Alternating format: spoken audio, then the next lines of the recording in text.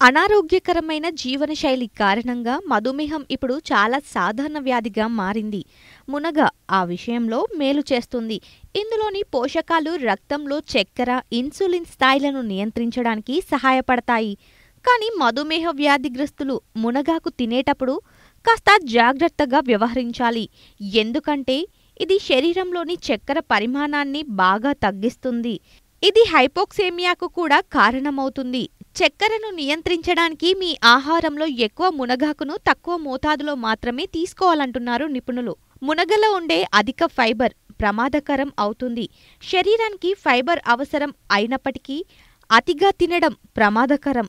ఎక్కువ మొత్తంలో ఫైబర్ తీసుకోవడం వల్ల అతిసారం, మలబద్ధకం, పేగు సమస్యలు, అపాన వాయువు వంటి సమస్యలు తలెత్తుతాయని ఆరోగ్య నిపుణులు చెప్తున్నారు. మునగకాయలు ఎక్కువగా తినడం కొంతమందికి పడకపోవచ్చు.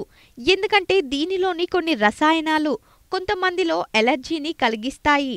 మునగకాయలు అతిగా తినడం వల్ల ఎలర్జీకి కారణమవుతాయి. ముఖ్యంగా రోగనిరోధక శక్తి బలహీనంగా ఉన్నవారికి ఇది మరింత హానికరం అంటున్నారు నిపుణులు.